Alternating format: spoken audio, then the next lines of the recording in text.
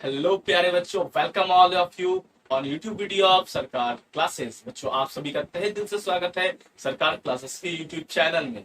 जैसा कि बच्चों आप लोग जानते हैं कि हम लोगों ने अपने फर्स्ट पार्ट में पढ़ा था कि कॉन्ग्रुएंस क्या होता है और कॉन्ग्रुएंट फिगर्स क्या होता है। बच्चों, आज हम आपके लिए लेकर के आए हैं सेकेंड पार्ट, जिसमें हम लोग पढ़ेंगे कि कॉन्ग्रुएंट ट्रायंगल्स क्या होता है और it's criterias, congruent of triangles के क्राइटेरियाज क्या क्या है और कॉन्ग्रुएंट ऑफ ट्रायंगल के क्राइटेरियाज का मतलब क्या होता है और ये क्यों जरूरी है। तो चलिए बच्चों, मेरे साथ शुरुआत कीजिए इस वीडियो की।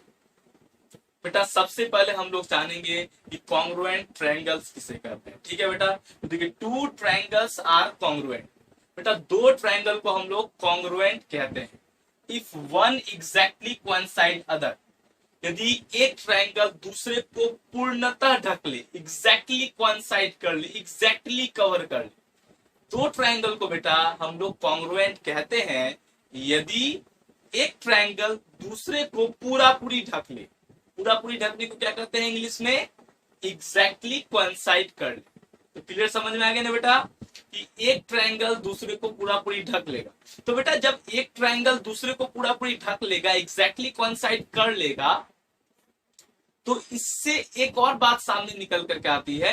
इसका मतलब है दोनों ट्रायंगल हूबहू बिल्कुल एक दूसरे का क्या है? एक दूसरे का पहला बात कह सकते हैं कि मिरर इमेज है। पहली बात क्या कह सकते हैं बेटा? एक ऑब्जेक्टिव निकल के आ रहा है कि यदि एक दूसरे को हूबहू ढक लेगा, एग्जैक्टली ढक लेगा, तो इसका मतलब है दोनों ट्रायंगल एक दूसरे का मिरर इमेज है। तो पहला ऑब्जेक्टिव निकल करके आया कि two congruent triangles are mirror image of each other. ये पहला ऑब्जेक्टिव। दूसरा बात क्या निकल करके आता है बेटा? यदि दो कोई चीज बिल्कुल एक जैसा होता है, बिल्कुल हूबहू होता है, बिल्कुल बोल रहे हैं एग्जैक्टली, तो उसको हम लोग कहते हैं आइडेंटिकल, और उसके पहले एग्जैक्टली वर्ड लगा देंगे। इसका मतलब two congruent triangles are exactly identical. ये दो ऑब्जेक्टिव निकल के आ गया, तो हम लिख लेते हैं। पहला क्या बोला हमने? Two congruent triangles are, two congruent triangles are mirror image of each other, mirror image of each other. ये पहली बात समझ में आ गई। हम लिख भी रहे हैं, बता भी रहे हैं, दो कॉन्ग्रुएंट ट्रायंगल्स बेटा एक दूसरे का मिरर इमेज होता है। दूसरा ऑब्जेक्टिव क्या है बेटा? टू कॉन्ग्रुएंट ट्रायंगल्स, दो कॉन्ग्रुएंट ट्रायंगल्स, दो कॉन्ग्रुएंट ट्रायंगल्स आर क्या होते हैं? Are exactly identical. क्या बोलेंगे? Exactly identical. ठीक है बेटा, समझ में आ गई? क्लियर? अब बेटा मेरी बात ध्यान से सुनिए। यदि दो ट्रायंगल बेटा एबीसी और डीईएफ, यदि एबीसी और डीईएफ बेटा कॉन्ग्रुएंट है, क्या बेटा? कॉन्ग्रुएंट है। ध्यान से सुनो बेटा, यदि एबीसी ट्रायंगल बेटा कॉन्ग्रुएंट है डीईएफ के, ठीक है बेटा, तो इसका मतलब है कि आप समझे एबीसी पूरा पूरी एग्जैक्टली ढक लेगा डीईएफ को। बिल्कुल सच बात है। तो बेटा अब एक बात है कि इसको रिप्रेजेंट कैसे करेंगे? तो रिप्रेजेंट करने के लिए इस सिंबल का यूज करते हैं। ये सिंबल है कॉन्ग्रुएंसी का। ये कॉन्ग्रुएंस रिलेशन को दिखलाता है। दोनों ट्रायंगल के बीच कौन सा रिलेशन है? कॉन्ग्रुएंसी का रिलेशन है। हम पहले वीडियो में भी बताया बेटा। तो हमने अभी कहा यदि एबीसी ट्रायंगल कॉन्ग्रुएंस है डीएफ का, तो उसको ऐसे दिखाएंगे, इस सिंबल की मदद से दिखा देंगे। इसका मतलब हो गया कि एबीसी कॉन्ग्रुएंट है ट्रायंगल डीएफ का। एबीसी कॉन्ग्रुएंट है डीएफ का। इसका मतलब है कि एबीसी और डीएफ के बीच कौन सा रिलेशन है? कॉन्ग्रुएंसी का रिलेशन। क्लियर बेटा? कोई दिक्कत नहीं। तो हमने फिर से एक बार बता रहे हैं, एबीसी बेटा कॉन्ग्रुएंट है डीएफ का। तो अब मेरी बात ध्यान से सुनिए कि सर आप बोले कि दोनों ट्रायंगल जो है एक दूसरे को ढक लेता, तो क्या हर समय जब हम कॉन्ग्रुएंट है कि नहीं ये चेक करेंगे, तो क्या एक ट्रायंगल को उठा के दूसरे पर रखने जाएंगे? मान लीजिए किताब में दो डायग्राम दिया हुआ है, ठीक है। और हमको चेक करना है कि एबीसी कॉन्ग्रुएंट है कि नहीं डीईएफ का या एमएनपी का या पीक्यूआर, तीन तीन ट्रायंगल का नाम हम ले लिए। तो क्या क्या करेंगे, एबीसी को उठा के सब ट्रायंगल के ऊपर रखते जाएंगे और तब चेक करेंगे कि हाँ ढक रहा है कि नहीं, ढक रहा है तो कॉन्ग्रुएंट है और नहीं ढक रहा है तो कॉन्ग्रुएंट है। तो इसका मतलब जरूर कुछ ऐसा बात होगा, कुछ ऐसा प्रॉपर्टीज होगा बेटा, जिसके आधार पे हम लोग बिना फिगर को यहाँ से शिफ्ट किए हुए एक दूसरे के ऊपर रखे हुए भी बता सकते हैं कि ये क्या है, दोनों कॉन्ग्रुएंट है। मतलब दोनों एक दूसरे को बिना ढके भी हम क्या कर सकते हैं, बता सकते हैं कि कॉन्ग्रुएंट है। कुछ तो ऐसा होगा, तो कुछ तो प्रॉपर्टीज होगा, बिल्कुल सही। तो याद रखिएगा बेटा, जब भी दो ट्रायंगल को कॉन्ग्रुएंट हम लोग दिखाएंगे तो मेनली कितने प्रॉपर्टीज होते हैं बेटा, 6 प्रॉपर्टीज होते हैं। क्या होते हैं, 6 प्रॉपर्टीज। यानी कि यदि एक ट्रायंगल एबीसी डीईएफ का कॉन्ग्रुएंट है, ध्यान से सुनो, यदि एबीसी डीईएफ का कॉन्ग्रुएंट है तो फिर क्या, देन तो फिर 6 प्रॉपर्टीज लागू होता है। क्या, एबी बराबर डी, एबी बराबर डी, इसका मतलब है, हम पहले लिख रहे हैं उसको, क्या कहते हैं, क्रॉसपॉन्डिंग साइड्स बराबर होना। क्या बराबर होना बेटा, क्रॉसपॉन्डिंग साइड्स बराबर होना। हम पहले लिख रहे हैं फिर समझाएंगे, लैंग्वेज में भी लिख के और डायग्राम में भी। एबी बराबर होगा बेटा डी के, बीसी बराबर होगा बेटा ईएफ के, और एसी बराबर होगा बेटा, एसी बराबर होगा, अभी डायग्राम में भी समझाएंगे, एसी बराबर होगा बेटा डीएफ। तो इसी को लैंग्वेज में क्या लिखते हैं, देन एक नंबर में कॉरस्पॉन्डिंग, ध्यान से देखना बेटा, corresponding sides are equal, corresponding sides are equal. तो डायग्राम में देखो बेटा, यहां पर कॉरस्पॉन्डिंग साइड्स आर इक्वल का क्या मतलब है, या फिर वहां जो हम ए बी बराबर डी लिखे हैं वो क्यों लिखे हैं। थोड़ा सा बेटा फिगर इधर उधर हो सकता है, काम चला लीजिएगा, बिल्कुल हाथ से बनाया रफ स्केच है, तो थोड़ा सा काम बेटा आप चला लीजिएगा, ठीक है बेटा, आप खाली समझिए बातों। देखो बेटा, क्रॉसपॉन्डिंग का मतलब क्या होता है, जो उसका संगत है, क्रॉसपॉन्डिंग माने जो उससे रिलेटेड है। तो ए बी रिलेटेड है बेटा डी से, क्योंकि ए बी बराबर है डी के। देखो ए बी बराबर डी, ए बी बराबर डी, तो इसका मतलब हो गया कि ए बी क्रॉसपॉन्डिंग है डी का, ठीक है। अब बेटा बीसी बराबर है ई एफ के, बीसी बराबर है ई एफ के, तो इसका मतलब बीसी का क्रॉसपॉन्डिंग साइड हो गया ई एफ। और बेटा एसी बराबर है किसके, डी एफ के, इसका मतलब एसी का क्रॉसपॉन्डिंग साइड हो गया डी एफ। तो हम क्या बोले language, corresponding sides are equal. इसका मतलब है कि ए बी डी के बराबर है, यानी ए बी डी का क्रॉसपॉन्डिंग साइड है, दोनों आपस में बराबर है। एसी डीएफ का क्रॉसपॉन्डिंग साइड है, दोनों आपस में बराबर है। बीसी ईएफ का क्रॉसपॉन्डिंग साइड है, दोनों आपस में बराबर है। तो बेटा क्रॉसपॉन्डिंग साइड्स आर इक्वल का मतलब समझ में आया। दो ट्रायंगल यदि कॉन्ग्रुएंट है बेटा तो उसका क्रॉसपॉन्डिंग साइड्स इक्वल होता है, कोई दिक्कत।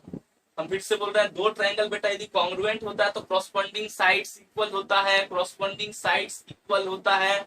और हम ध्यान से सुनो बेटा, यही एक छोटा सा ट्रिक बता रहे हैं, बहुत बेहतरीन, कि तुमको कैसे पता चलेगा कि कौन किसका क्रॉसपॉन्डिंग साइड है। तुम्हारे मन में डाउट चल रहा होगा ना, हम यहाँ से क्लियर कर देते। यहाँ से देखो बेटा, हम शुरू में ही अंडरलाइन किए थे, फिर से समझा रहे हैं, ध्यान से देखना, यहाँ ध्यान से देखना। यहाँ दोनों के बीच में कॉन्ग्रुएंसी का सिंबल है। अब देखो क्रॉसपॉन्डिंग साइड कैसे पता चलेगा, ए बी लिए यहाँ, तो ए बी का क्रॉसपॉन्डिंग साइड बेटा, इसका शुरू का 2 लेटर लिए तो इसका शुरू का 2 लेटर, इसका मतलब ए बी का क्रॉसपॉन्डिंग साइड डी, देख रहे हो ए बी डी। अब आ जाओ बेटा, अब देखो फिर से अब इरेज करते हैं इसको, ऊपर आओ, बीसी लिए हुए, बीसी 3 साइड है, बीसी, बीसी का क्रॉसपॉन्डिंग साइड क्या है बेटा, ई एफ। देखो बीसी का क्रॉसपॉन्डिंग साइड यहाँ भी ई एफ देख रहे हो, यहाँ भी लिखे हैं बीसी का ई एफ। 2 साइड तो गया बेटा, तीसरा साइड क्या बच जाएगा, एसी। देखो एसी, इसका शुरू इसका ये लास्ट, एसी। हर समय क्रॉसपॉन्डिंग साइड ऐसे निकाल सकते हो आराम से।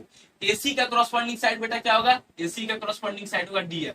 तुम यहाँ भी देखो एसी का क्रॉसपॉन्डिंग साइड डीएफ है, डायग्राम में भी देखो एसी का क्रॉसपॉन्डिंग साइड डीएफ।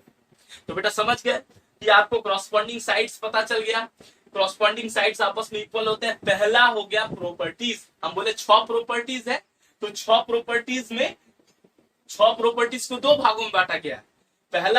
पहला पार्ट में तीनों साइड इक्वल होता है तो 3 प्रॉपर्टीज हो गया। और बेटा दूसरा क्या होता है, दूसरा पहले लिख लेते हैं, क्रॉसपॉन्डिंग एंगल्स आर इक्वल। क्या होता है बेटा, corresponding angles are equal, corresponding angles are equal. बेटा दो ट्रायंगल यदि कॉन्ग्रुएंट होता है तो कॉरस्पॉन्डिंग एंगल्स इक्वल होता है, तो कॉरस्पॉन्डिंग एंगल्स इक्वल होता है।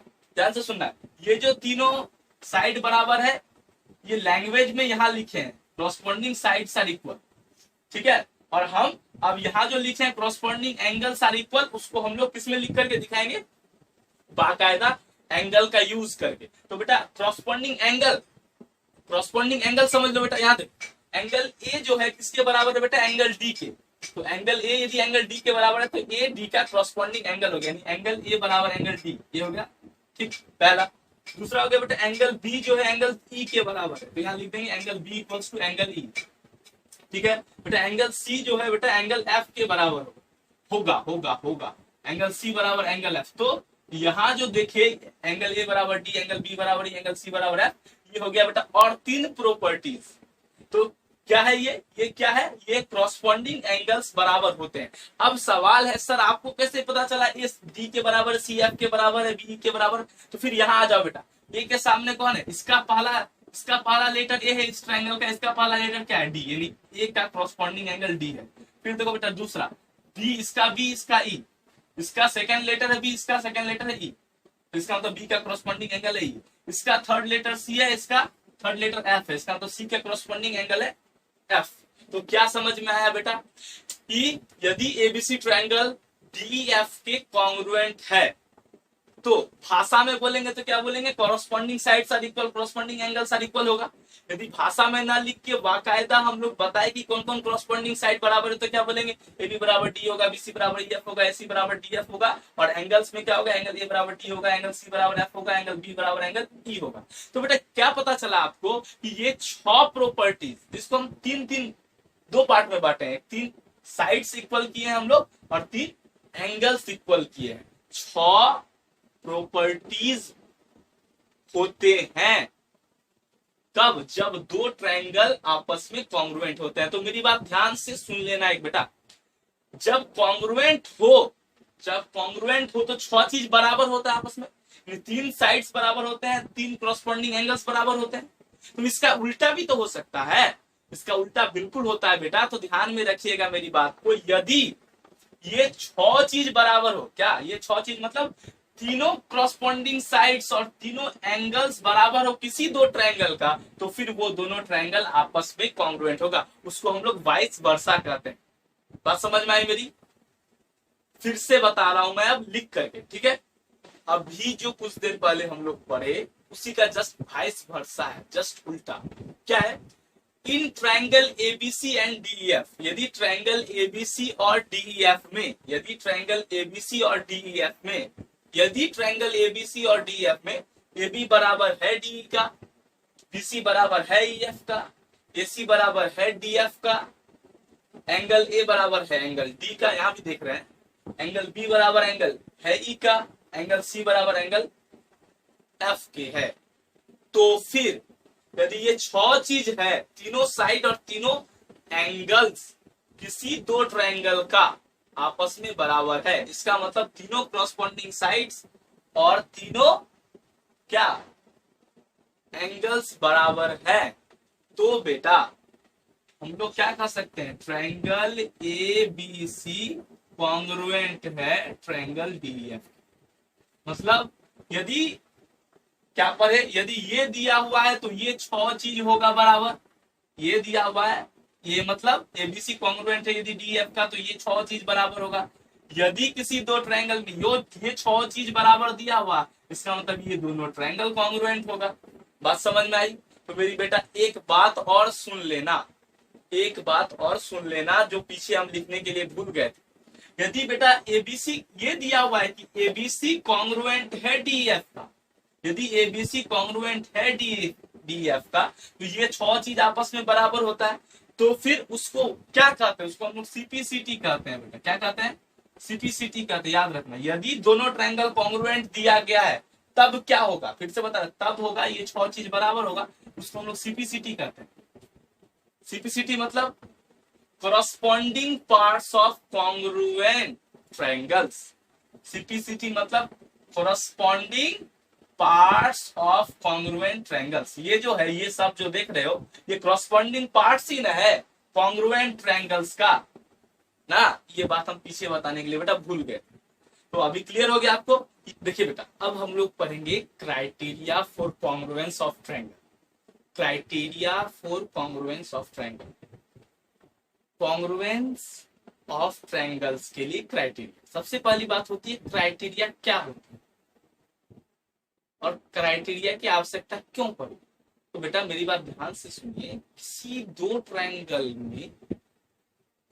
ट्रायंगल में तीन कोरस्पॉन्डिंग साइड्स और तीन कोरस्पॉन्डिंग एंगल्स बराबर होने चाहिए, तभी तो वो दोनों क्या होता है, कॉन्ग्रुएंट होता है ना। यानी 6 प्रॉपर्टीज, हम जिस 6 प्रॉपर्टीज की बात किए थे उसमें 3 साइड्स हर समय बराबर होना चाहिए और 3 एंगल्स यानी 6 चाहिए। तो बेटा हर समय ये तीनों साइड्स और तीनों एंगल्स बराबर दिया रहेगा, ठीक है, ऐसा कोई माने नहीं है क्या कि हर समय आपको दो ट्रायंगल का 6 चीज बराबर दिया रहेगा कोई क्वेश्चन में, कोई फिगर में, ऐसा तो माने नहीं। तो फिर क्या हम दो ट्रायंगल को फिर तब कभी भी कॉन्ग्रुएंट नहीं कर पाएंगे? नहीं बेटा, हम लोग फिर भी कॉन्ग्रुएंट कर सकते हैं।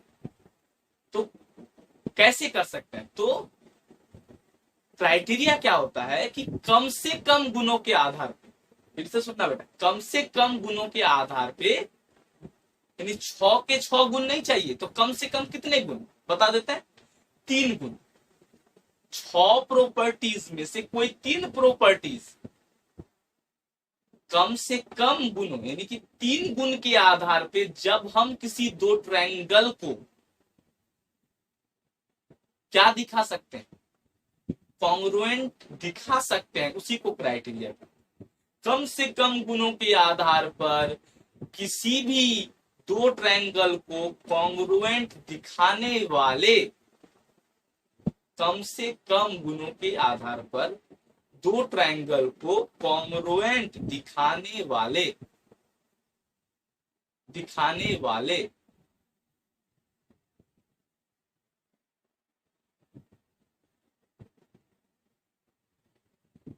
मेथड का नाम है क्राइटेरिया। कम से कम गुणों के आधार पे दो ट्रायंगल को कॉन्ग्रुएंट दिखाने वाले मेथड का नाम है क्राइटेरिया। तो बेटा क्राइटेरिया क्या है? कम से कम गुणों के आधार पर कॉन्ग्रुएंट दिखाने वाले मेथड का नाम है। क्यों जरूरत पड़ा? इसीलिए जरूरत पड़ा क्योंकि हर समय 6 का 6 प्रॉपर्टीज मौजूद नहीं रह सकता है। तो अब बेटा हम लोग और आप मिलकर के देखते हैं कि ये जो मेथड है, ये जो क्राइटेरिया की संख्या है वो कितनी है और क्या क्या है क्राइटेरिया, ठीक है ना बेटा। तो देखिए बेटा, सबसे पहला क्राइटेरिया है SAS क्राइटेरिया। पहले नाम लिख लेते हैं फिर चर्चा करेंगे। दूसरा है बेटा ASA क्राइटेरिया। तीसरा है बेटा AAS क्राइटेरिया, ठीक है बेटा। चौथा है बेटा SSS क्राइटेरिया और पांचवा है बेटा RHS क्राइटेरिया। तो ये जो है 5 क्राइटेरिया है बेटा, हमने क्राइटेरिया नहीं लिखा, ये 5 क्राइटेरिया। और देख रहे हैं सब क्राइटेरिया में कितना प्रॉपर्टीज यूज हुआ? 3। वो अलग बात है किस तरह से यूज हुआ, हम लोग बाद में एक एक करके डिटेल में पढ़ेंगे। लेकिन देखिए सब में 3 प्रॉपर्टीज है। कैसे पता चलेगा आपको नहीं चल रहा है, हम थोड़ा हिंट कर देते हैं। Side, angle, side. तो कितना साइड है बेटा इसमें? 2 साइड 1 एंगल है, 3 प्रॉपर्टीज यूज हुआ। एंगल, साइड, एंगल, कितना एंगल है? 2 एंगल है, 1 साइड है, 3 प्रॉपर्टीज यूज हुआ। एंगल, एंगल, साइड, कितना प्रॉपर्टीज यूज हुआ बेटा? 3। 2 angle, 1 side. Side, side, side, कितना प्रॉपर्टीज हुआ बेटा? 3। RHS, राइट हाइपोटेनस साइड, ये भी एक क्राइटेरिया। तो इसमें भी बेटा 3 चीज यूज हुआ है, ठीक है। तो मेरी बात ध्यान से सुनना बेटा, अभी आपको ये समझना सिर्फ बाकी है कि सर ये जो 3 चीज हुआ है, 3 चीज यूज हुआ है सब क्राइटेरिया में, उसका मतलब क्या है, ठीक है। तो उसका मतलब हम लोग बाद में समझेंगे बेटा, पहले फिर से इस बात को एक बार समझ लीजिए कि क्राइटेरिया की आवश्यकता इसीलिए पड़ी क्योंकि कम से कम गुणों के आधार पर हम लोग क्या दिखा सके बेटा? दो ट्रायंगल को कॉन्ग्रुएंट दिखा सके। तो ये जो क्राइटेरिया है बेटा, ये जो है हमको कम से कम यानी 6 का 6 गुण नहीं चाहिए बेटा, 3 गुण के आधार पे किसी दो ट्रायंगल, बार बार बोल रहे, किसी दो ट्रायंगल को क्या दिखा सकता है? कॉन्ग्रुएंट दिखा सकता है। ठीक है बेटा। तो अगले वीडियो में बेटा हम लोग ये समझेंगे कि ऐसे एस का मतलब क्या होता है, ए का मतलब क्या होता है, एस का मतलब क्या होता है, एस का मतलब क्या होता है और आरएचएस का मतलब क्या होता है। अभी तक हम लोग समझे कि क्राइटेरिया क्या होता है और उसके टाइप क्या है। तो इन सभी को समझने के लिए कि ये सभी क्या होते हैं, ठीक है, इनका डेफिनेशन क्या होता है, इनका यूज कैसे होता है, और साथ ही साथ सबसे पहले देखेंगे इनका प्रूफ कैसे होता है ना। इन सभी बातों को देखने के लिए अगला वीडियो बेटा जरूर देखिए। आज के लिए बस इतना ही। Thank you. अच्छा लगा हो तो डेफिनेटली शेयर कीजिए, कमेंट कीजिए, लाइक और सब्सक्राइब कीजिए।